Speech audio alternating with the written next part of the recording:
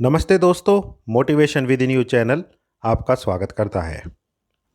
जन्माष्टमी के इस पावन पर्व के ऊपर हम आप सभी के लिए लेकर आए हैं भगवान श्री कृष्ण से जुड़ी हुई उनकी जन्म की कथा। मान्यताओं के अनुसार ऐसा कहा गया है, द्वापर युग में मथुरा में राजा उग्रसेन का राज हुआ करता था। कंस उन्हीं का पुत्र था, लेकिन कंस को राज्य का बहुत ज़्यादा लालच था। इसीलिए कंस ने अपने पिता को सिंहासन से उतारकर स्वयं वहाँ का राजा बन बैठा और अपने पिता को कारागार में डाल दिया। कहा जाता है कि कृष्ण को जन्म देने वाली माता देवकी कंस की चचेरी बहन थी। माता देवकी का विवाह वसुदेव के साथ हुआ था, जो कि कंस का परम मित्र था।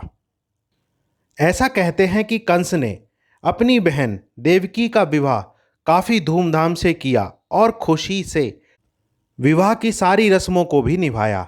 और जब बहन को विदा करने का समय आया तो कंस स्वयं अपनी बहन देवकी और वासुदेव को रथ में बैठाकर चलाने लगा।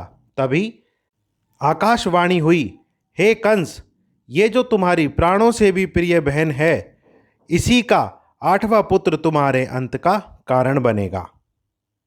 आकाशवाणी सुनते के साथ ही कंस अपनी बहन को मारने के लिए तैयार हो गया, क्योंकि यदि बहन नहीं होगी तो बहन के कोई संतान भी नहीं हो पाएगी। तभी वासुदेव ने कंस को समझाते हुए कहा कि तुम्हें अपनी बहन देवकी से कोई भी भय नहीं है।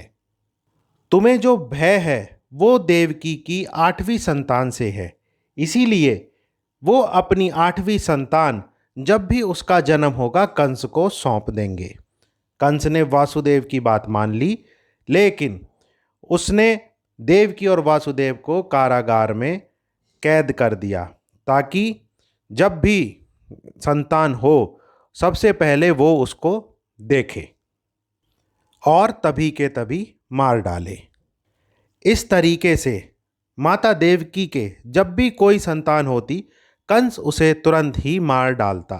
इस तरीके से कंस ने एक एक करके माता देवकी की सभी 7 संतानों को मार डाला।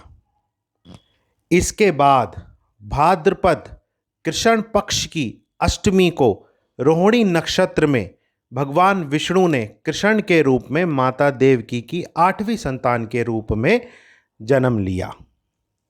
भगवान श्री कृष्ण के जन्म के बाद भगवान विष्णु उस कारागार में प्रकट हुए और उन्होंने बताया कि तुम्हारे पुत्र के रूप में मैंने ही जन्म लिया है। भगवान विष्णु ने वसुदेव जी से कहा कि उन्हें इसी समय गोकुल में नंद बाबा के यहाँ पहुँचा दें और उनकी कन्या को लाकर कंस को सौंप दें। जैसे ही वसुदेव जी भगवान श्री कृष्ण को लेकर कारागार से चले, तभी कारागार के सभी दरवाजे अपने आप खुल गए और सारे के सारे सैनिक गहरी नींद में चले गए। रास्ते में वासुदेव जी ने यमुना जी पार की। वहाँ पर भगवान शेषनाग ने उस बारिश से उनकी रक्षा भी की।